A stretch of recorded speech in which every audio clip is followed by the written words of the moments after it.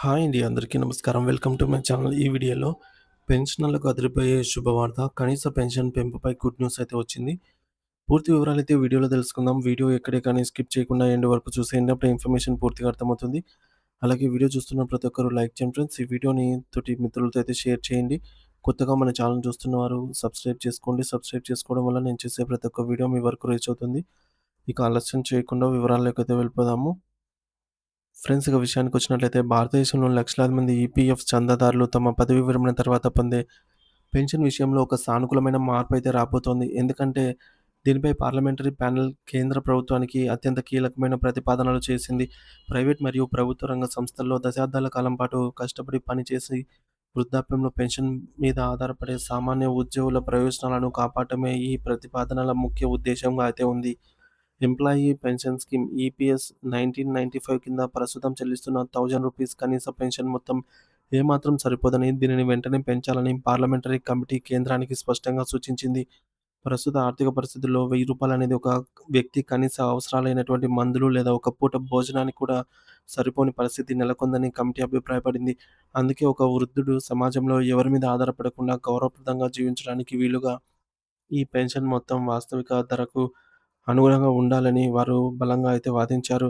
ఈ కీలకమైన అంశాలను లేబర్, టెక్స్‌టైల్స్ మరియు స్కిల్ డెవలప్‌మెంట్‌పై ఏర్పాటైన ప ఏర్పాటైన పార్లమెంటరీ స్టాండింగ్ కమిటీ తన 15వ నివేదికలో చాలా వివరంగా పొందుపరిచింది. ఈ కమిటీ దేశవ్యాప్తంగా ఉన్న కార్మిక సంఘాల నుండి, పెన్షనర్ల సంఘాల నుండి అనేక విన్నపాలను స్వీకరించి క్షేత్రస్థాయిలో పెన్షనర్లు పడుతున్న ఇబ్బందులను అధ్యయనం చేసింది.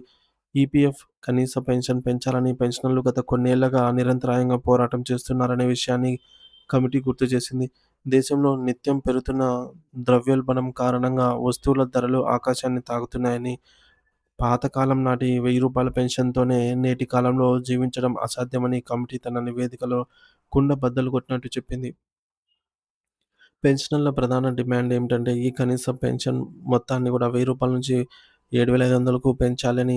ఈ న్యాయమైన కోరిక కోసం ఇటీవల దేశ రాజధాని ఢిల్లీలోని జంతర్ మంతర్ వద్ద వందలాది మంది వృద్ధ పెన్షనర్లు 3 రోజుల పాటు చలిని కూడా లెక్క చేయకుండా భారీ ధర్నా నిర్వహించిన సంగతి మనందరికీ తెలిసిందే. ఈ నిరసనల నేపథ్యాన్ని మరియు సామాజిక భద్రతను దృష్టిలో ఉంచుకొని పార్లమెంటరీ స్థాయి సంఘం కేంద్రంపై ఒత్తిడి పెంచింది. ఆరోగ్య సంరక్షణ ఖర్చులు మరియు నిత్యావసర సరుకుల ధరలు విపరీతంగా పెరిగినందున ప్రస్తుతం ఉన్న పెన్షన్ విధానాన్ని వెంటనే పునఃసమీక్షించాలని కమిటీ కోరింది.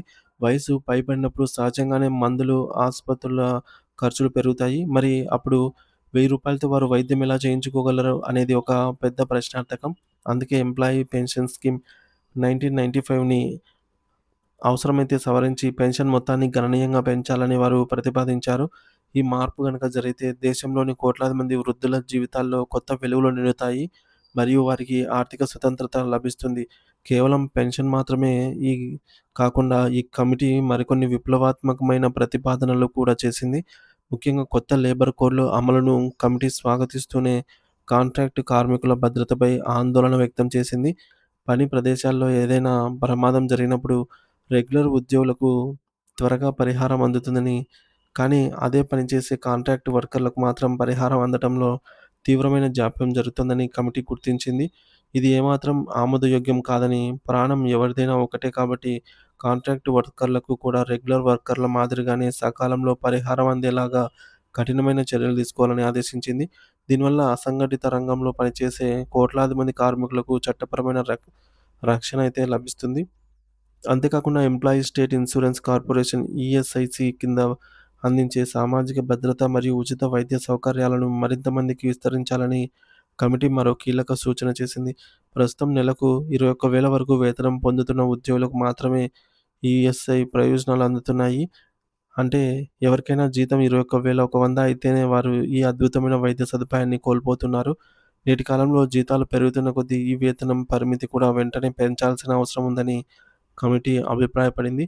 ఈ పరిమితిని పెంచడం ద్వారా ఎక్కువ ఆదాయం ఉన్నటువంటి మధ్యతరగతి ఉద్యోగులకు కూడా తక్కువ ఖర్చుతో అత్యుత్తమ వైద్యం పొందే అవకాశం కలుగుతుంది. ప్రభుత్వం గనుక ఈ ప్రతిపాదన అన్నిటినీ అమలు చేస్తే అది దేశంలోని కార్మిక మరియు ఉద్యోగ వర్గాలకు ఒక చారిత్రాత్మకమైన విజయంగా నిలిచిపోతుంది. ఈ పెన్షన్ పెంపు మరియు ఈఎస్ఐ పరిమితి సవరణలపై కేంద్రం త్వరలోనే సానుకూల నిర్ణయం తీసుకుంటుందని అందరూ ఆశిస్తూ ఉన్నారు. ఈ మార్పుల వల్ల భవిష్యత్తులో సామాన్య ఉద్యోగికి తన రిటైర్మెంట్ జీవితం మీద ఒక నమ్మకం మరియు భరోసా అయితే ఏర్పడుతుందని చెప్పవచ్చు.